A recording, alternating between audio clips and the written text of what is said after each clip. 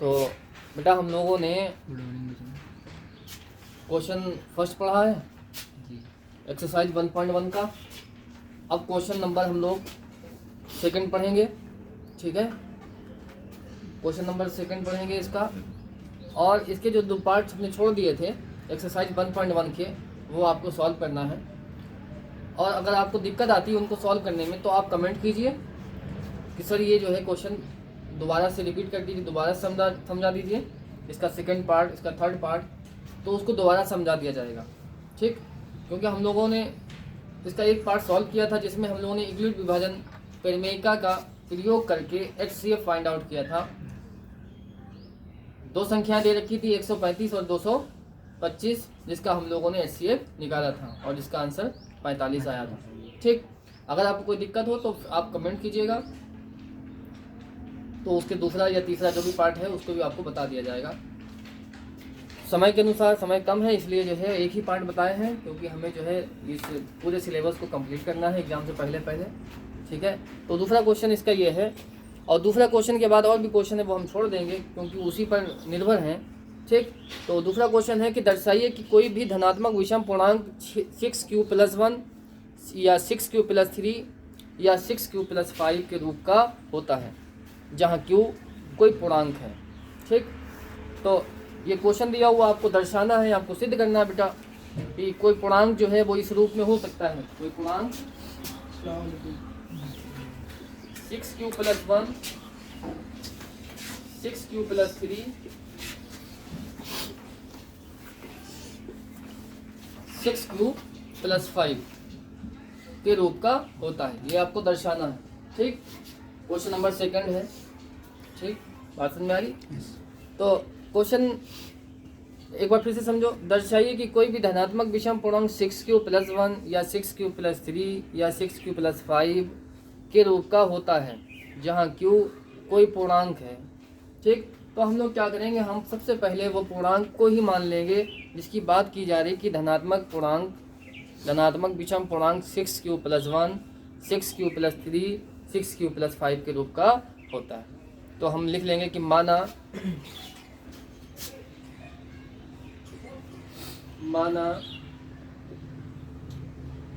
धनात्मक विषम पूर्णांक बराबर है। हमने क्या किया, स्मॉल a को धनात्मक विषम पूर्णांक मान लिया, ठीक। और आपने यूक्लिड विभाजन एल्गोरिथम फिर में पढ़ा है पहले क्वेश्चन में, तो उसके आधार पर क्या 6q+1 है और यहाँ पे क्या होता है bq होता है, a = bq+r होता है। तो ये 6 जो है इसको हम क्या ले लेंगे, b ले लेंगे, और b = 6 हमने ले लिया, ठीक। इसके बाद हम लिखेंगे यूक्लिड विभाजन, क्या लिखेंगे बेटा, इसके बाद लिखेंगे यूक्लिड विभाजन एल्गोरिथम फिर में से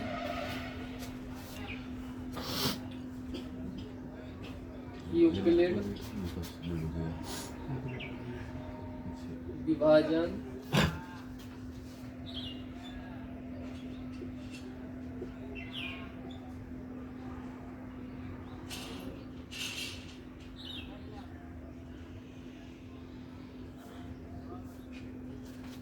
विभाजन प्रमेयिका से, ठीक है। और यूक्लिड विभाजन प्रमेय क्या होती है, पिछले क्वेश्चन में पढ़ लिया हम लोगों ने भी, a = bq+r, यही आपने पढ़ा है पिछले क्वेश्चन में बेटा। और यहाँ हमने क्या किया, b को हमने क्या लिया है, 6 लिया है, ठीक। हम क्या दर्शाना है, हमें ये दर्शाना है कि 6q+1 6q+3 6q+5 धनात्मक विषम पूर्णांक है, ठीक। तो बेटा हमने b को क्या माना है, 6 लिया है, तो ये 6 हो जाएगा q+r, ठीक। इसको हम लोग क्या करेंगे, इक्वेशन नंबर फर्स्ट मान के छोड़ देंगे, ठीक। इसको समीकरण नंबर हमने 1 मान लिया, ठीक है। इसके बाद आपको पता है कि r क्या होता है, r जो है बेटा वो शेषफल होता है, रिमाइंडर होता है, ठीक। तो यहाँ आपको ये भी पता है आपको ये भी पता होना चाहिए, जैसे कि हम आपको बताएं 2 से हम अगर 5 को भाग दे रहे हैं तो 5 भाज्य है और 2 भाजक है। ठीक, जब आप भाग दीजिएगा तो 2 दूना कितना होगा 4, शेषफल कितना आया। क्या कभी ऐसा हो सकता है कि शेषफल और जो भाजक है बराबर हो सकते हैं? ये कभी बराबर नहीं होते। ठीक, मेरा कहने का मतलब ये है आर के मान जो है वो बी के बराबर नहीं होगा। आर का मान बी के बराबर नहीं हो सकता, क्योंकि बी क्या है, बी भाजक है और आर जो है वो शेषफल है। ठीक, तो आर का मान बी के बराबर कभी नहीं हो पाएगा बेटा। ठीक है, तो यहाँ पे जो आर के मान होंगे वो आर का मान ग्रेटर एंड इक्वल टू होगा, आर के मान 0 से बड़े होंगे, 0 हो सकता है, 0 होगा 0 से बड़ा। ठीक, और बेटा छोटा होगा किससे, 6 से छोटा। आएगा इसमें। तो यहाँ पे आर के मान क्या क्या होंगे, 0 हो सकता है, 1 हो सकता है, 2 हो सकता है, 3 हो सकता है, 4 हो सकता है, 5 हो सकता है और 6 नहीं होगा। 6 नहीं होगा। ठीक, क्योंकि भाजक और शेषफल जो होते हैं वो कभी बराबर होते नहीं हैं, क्योंकि आप लोग जानते हो पहले से। तो यहाँ पे जो आर के मान बेटा बनेंगे तो वो आर के मान हो आपके हो जाएंगे, आर का मान 0 बेटा होगा, 1 होगा, 2 होगा, 3 होगा, 4 होगा बेटा, 5 होगा और 6 नहीं होगा। ठीक, ये आर के मान हमें क्या करना है, समीकरण नंबर 1 में पुट करना बेटा। ठीक, तो यहाँ पे लिखेंगे आर के मान समीकरण 1 में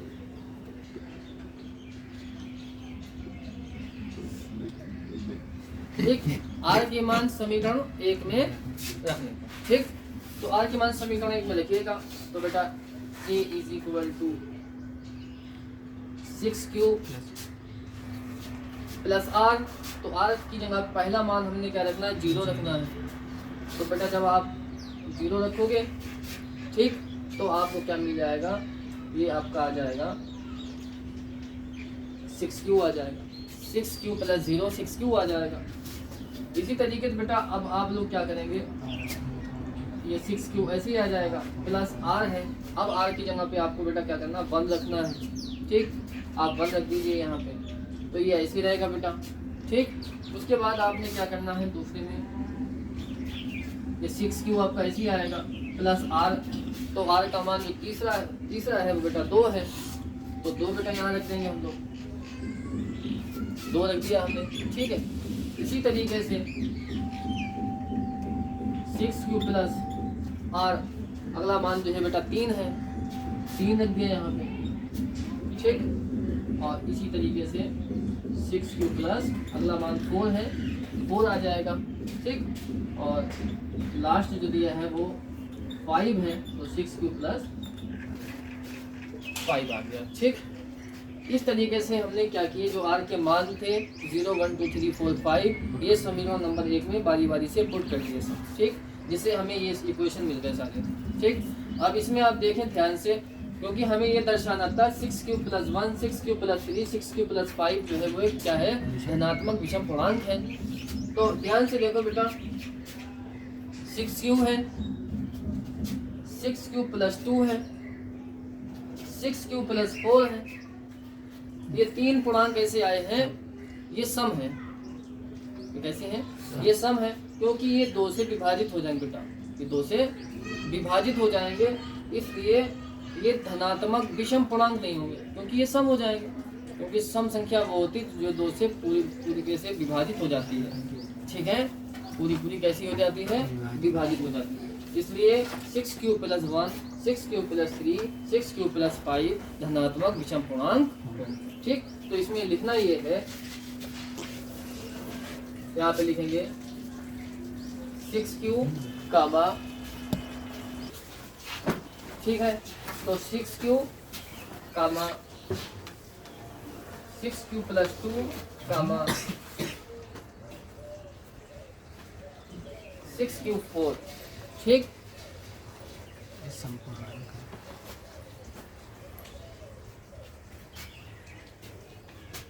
ये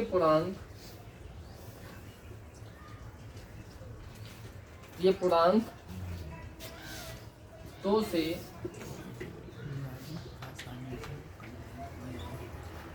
विभाजित है, ठीक है। 6q, 6q plus 2, 6q plus 4 ये पूर्णांक कैसे हैं? 2 से विभाजित है, ठीक। और 2 से विभाजित क्यों है? क्योंकि ये सम है, ठीक। अब नई लाइन से आप लिख सकते हैं, अतः 6q plus 1, 6q plus 3, 6q plus 5 धनात्मक विषम पूर्णांक, ठीक। यही फाइनल आंसर, यही हमें दर्शाना था, ठीक। तो बात समझ में आ गई। इसके बाद हम लोग जो है, इसके बाद अगला क्वेश्चन पढ़ेंगे। अगला तरीका क्या है क्वेश्चन में लगाना है, ठीक है। तो इसको जो है नोट कर लीजिए फटाफट जल्दी से। इस एक्सरसाइज के जो क्वेश्चन नंबर 3, 4, 5 है वो भी समझ लो, ठीक है।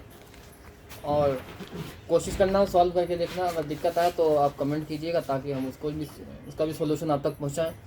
तो क्वेश्चन नंबर 3 क्या है? किसी परेड में 616 सदस्यों वाली एक सेना आर्मी की टुकड़ी को 32 सदस्यों वाले एक आर्मी बैंड के पीछे मार्च करना है।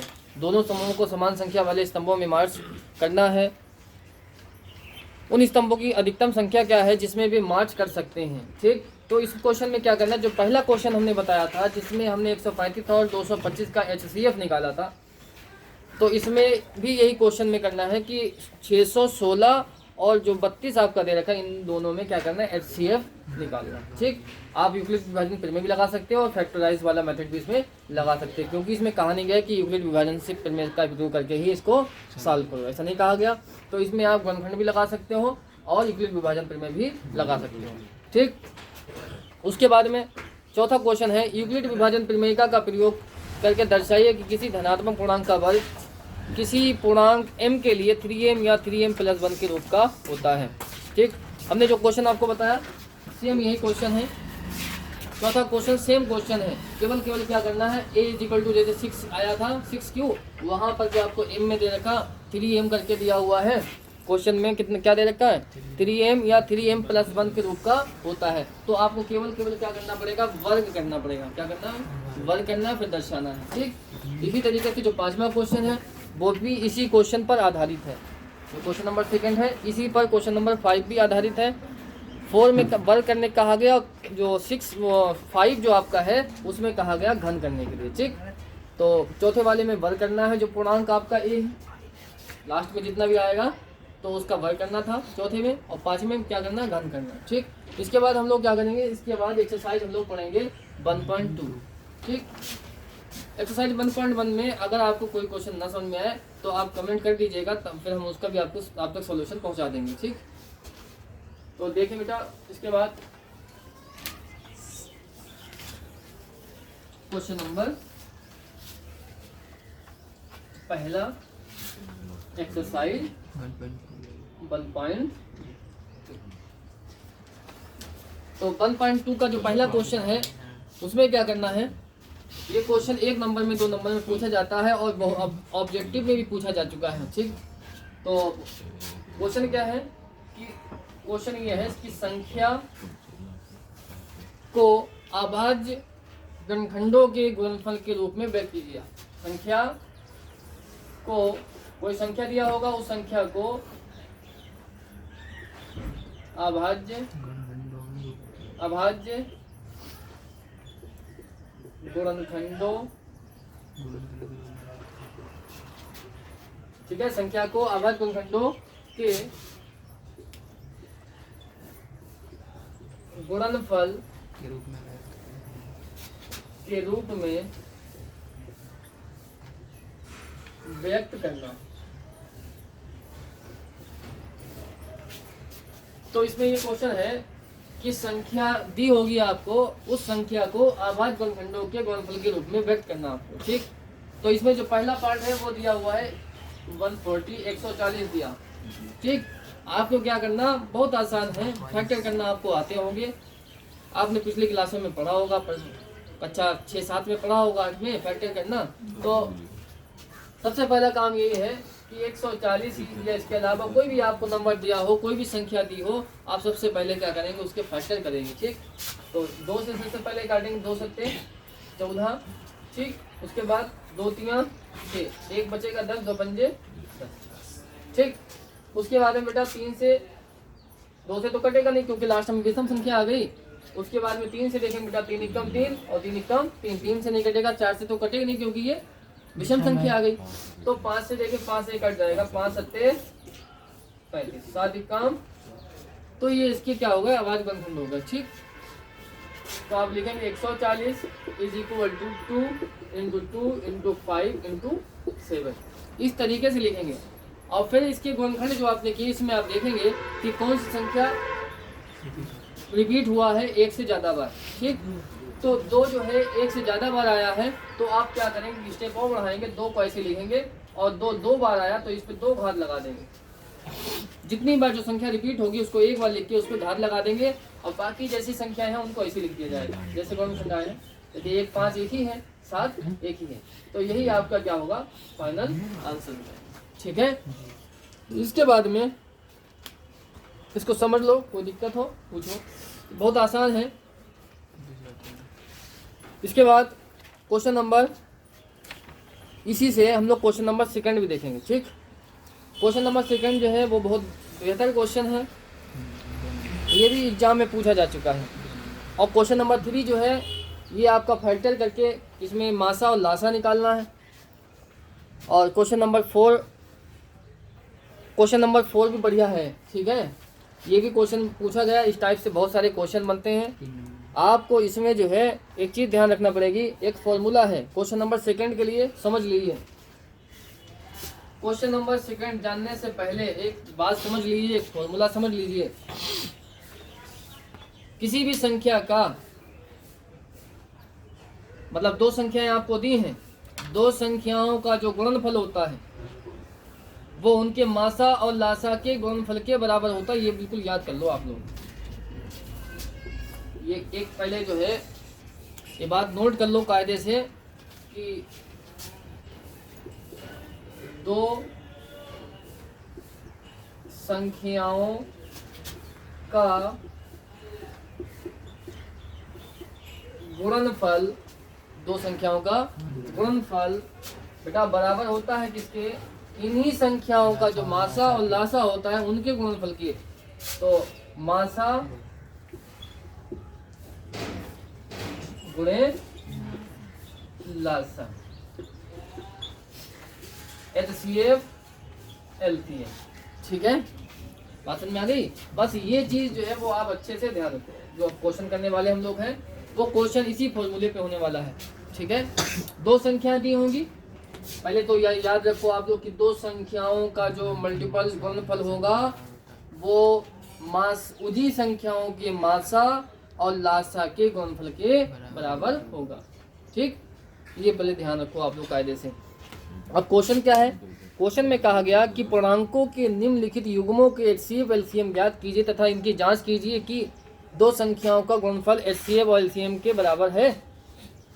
ठीक है, तो 2 संख्याएं हमें दिया हुआ है, दूसरे का जो पहला पार्ट है वो बेटा दिया है कितना, 26 दिया है, और दूसरा जो दिया है कितना, दूसरा कितना है, तो एक 26 है, दूसरी संख्या जो दे रखी वो 91। इन दोनों का जो ये जो संख्याएं दे रखी इनका जो गुणनफल होगा, इन दोनों संख्याओं का जो गुणनफल होगा वो हमें ये दिखाना है, जांच करनी है कि क्या इन दोनों संख्याओं की जो गुणा की जाए और जो प्रोडक्ट आपको प्राप्त होगा, इसका जो गुणनफल आपको प्राप्त होगा और वो बराबर होगा किसके, इनके मासा और लासा के प्रोडक्ट के गुणनफल की। ठीक, वो हमें देखना है, जांच भी करना है। ठीक, तो सबसे पहले क्या करना है, इनका हमें निकालना है लासा और मासा। ठीक, तो सबसे पहले हम क्या करेंगे, इसके फैक्टर कर लेंगे, 26 और 91 के फैक्टर कर लेंगे। तो 26 के बेटा फैक्टर हो जाएंगे 2 गुणे 13। ठीक है, कितने हो जाएंगे, 2 गुणे 13। इसी तरीके से बेटा 91 के हम लोग फैक्टर करेंगे। फैक्टर करने का तरीका ये रहा आपका, ठीक, पिछले क्वेश्चन में बताया था। तो उसके बाद में 91 है, 91 के फैक्टर हम लोग करेंगे, 2 से कटेगा नहीं, 3 से कटेगा नहीं, और ये सीधे सीधे 7 से कटेगा जाके, 7 एकम 7 और 7 तियां 21।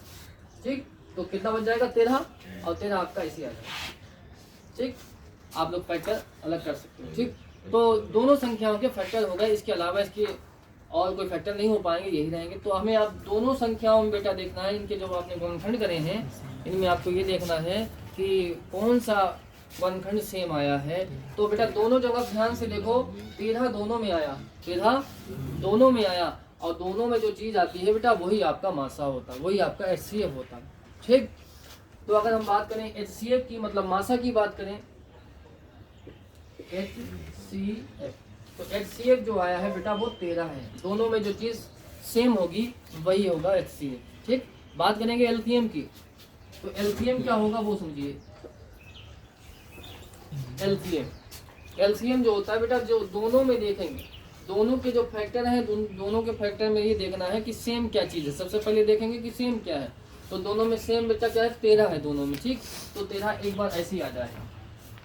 ठीक, उसके बाद जो बच रहेगा वो भी आएगा। क्या बच गया यहाँ 2, या इस वाले फैक्टर में 26 के फैक्टर में 2 बच गया, 91 के फैक्टर में 7 बच गया। ठीक, इनको भी मल्टीप्लाई का निशान लगा के लिख लिया जाएगा।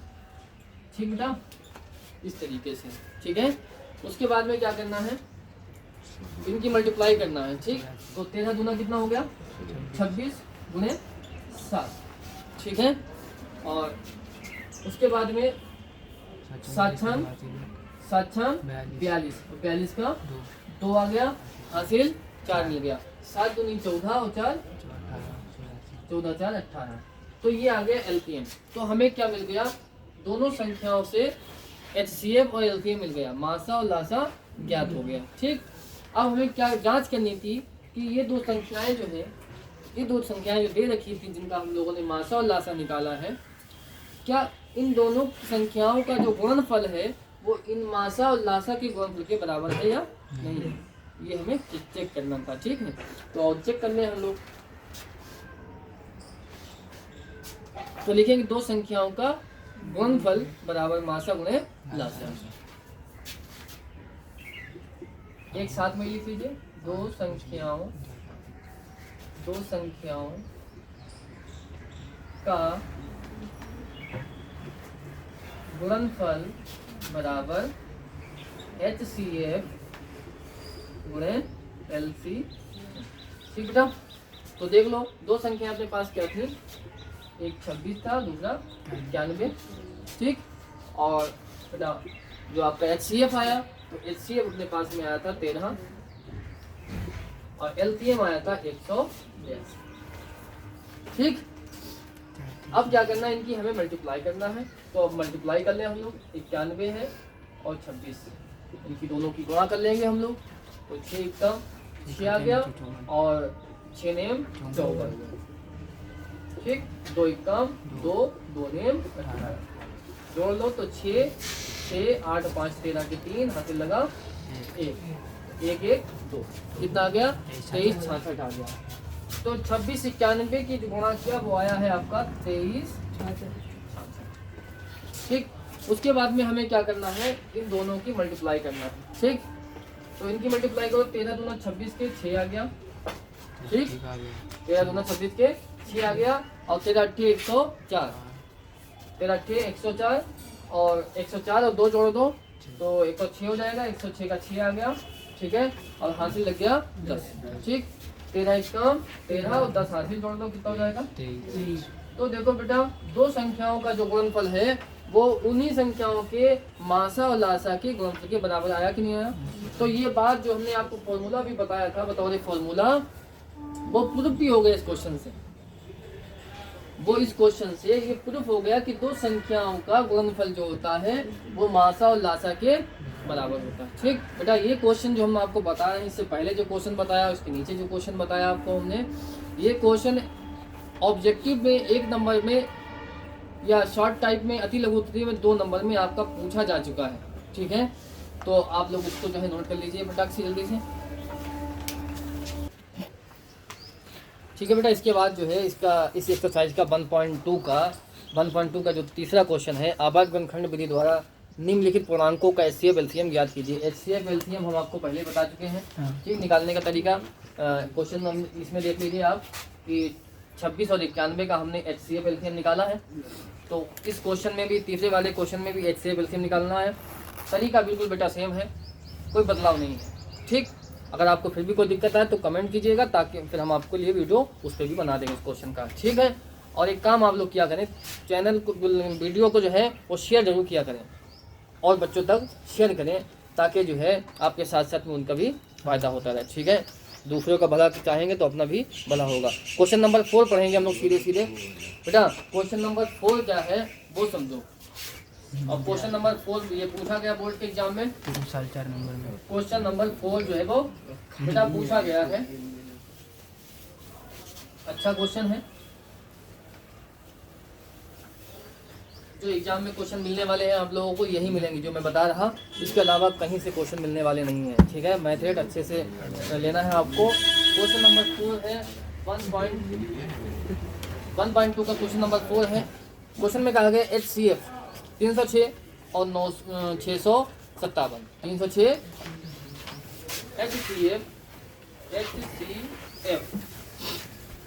HCF दो संख्याएं दे रखी हैं, दो संख्याएं बेटा दिया हुआ है हमको। 306 है कितना, 306 और 657। ये दो संख्याएं दिया हुआ हमको है बेटा, ये दो संख्याएं हमको दी हुई हैं और इनका HCF जो है वो हमें क्वेश्चन में गिवन है 9 है। कितना बेटा, HCF 9 दिया हुआ है और इन संख्याओं की जगह पर कोई और भी संख्याएं हो सकती हैं, ठीक।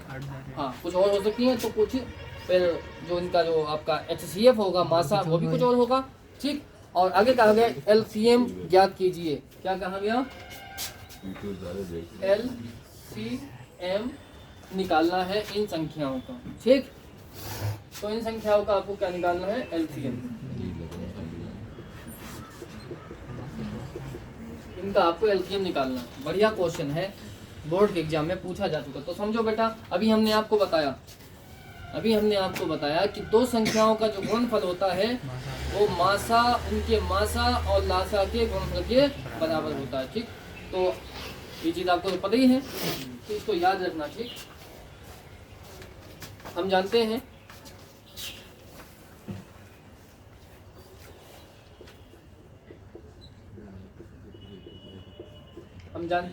कि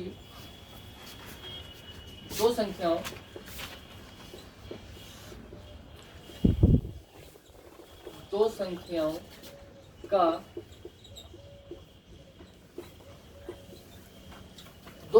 का गुणनफल बराबर किसके होता है, इन्हीं संख्याओं के मासा गुणे HCF गुणे LCM, ठीक। तो हमें क्या दिया, दो संख्याओं कौन कौन सी दे रखी है, एक दिया हुआ 306, दूसरा है 657, ठीक बेटा। ये दिया, दो संख्याएं ये दे रखी है अपने पास।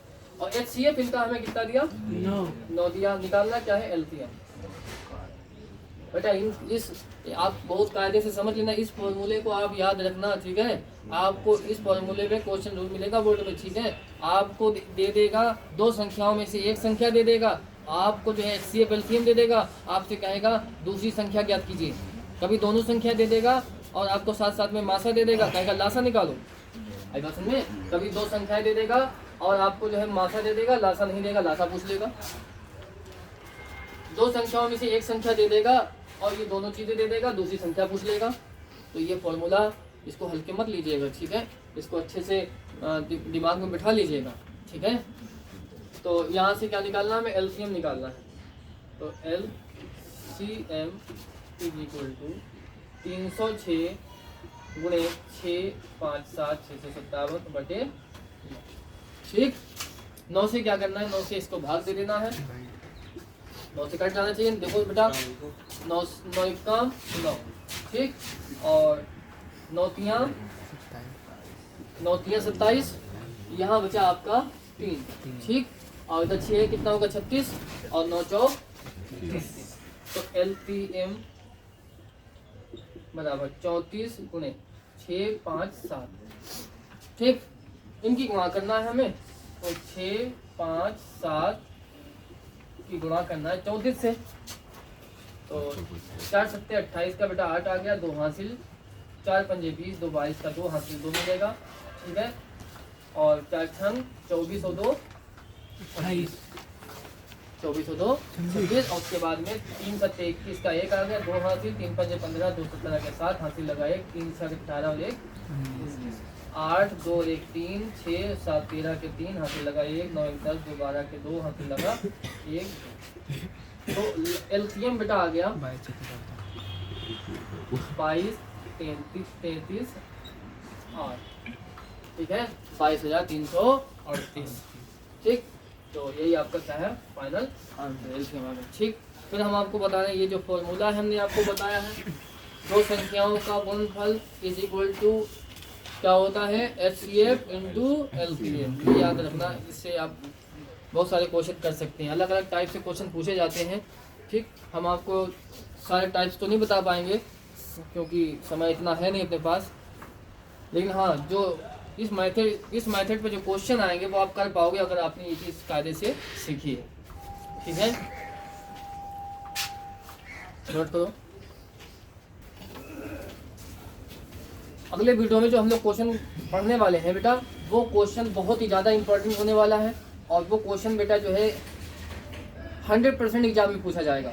वो क्वेश्चन जो होगा वो ये होगा, √3 हो सकता है, √2 हो सकता है, √5 हो सकता है, √7। मतलब ऐसी रूट के अंदर संख्या होगी, रूट के अंदर ऐसी संख्या होगी जिसका आप जो है इसका रूट नहीं निकाल सकते पूर्ण रूप से। ठीक, या तो दशमलव में आएगा, परफेक्ट स्क्वायर नहीं होगा, मेरे कहने का मतलब। ठीक है, तो उसको क्या करना पड़ेगा, ये क्या है, जो भी संख्या अंडर रूट के अंदर होती वो अपरिमेय होती, अंडर रूट के अंदर जो संख्या होती वो अपरिमेय होती। तो हम लोग क्या करेंगे, इस √3 को, √2 को, √5 को, √7 को सिद्ध करके दिखाना होगा, और क्वेश्चन 4 नंबर में पूछा जाएगा। आपसे कहा जाएगा सिद्ध कीजिए कि √3, सिद्ध कीजिए कि √2, सिद्ध कीजिए √5, सिद्ध कीजिए कि √7 ये एक अपरिमेय संख्या है। ये क्वेश्चन 4 नंबर से कम नहीं पूछा जाता है बोर्ड के एग्जाम में, और ये बहुत इंपॉर्टेंट है। अगले वीडियो में ये हम आपको पढ़ाएंगे। ठीक है, और जैसा कि मैंने कहा कि आप लोग जो है वीडियो को जो है शेयर जरूर करते रहा करें। ठीक है, और ज़्यादा से ज़्यादा कमेंट करते रहा करें। ठीक है, थैंक यू, मिलते हैं।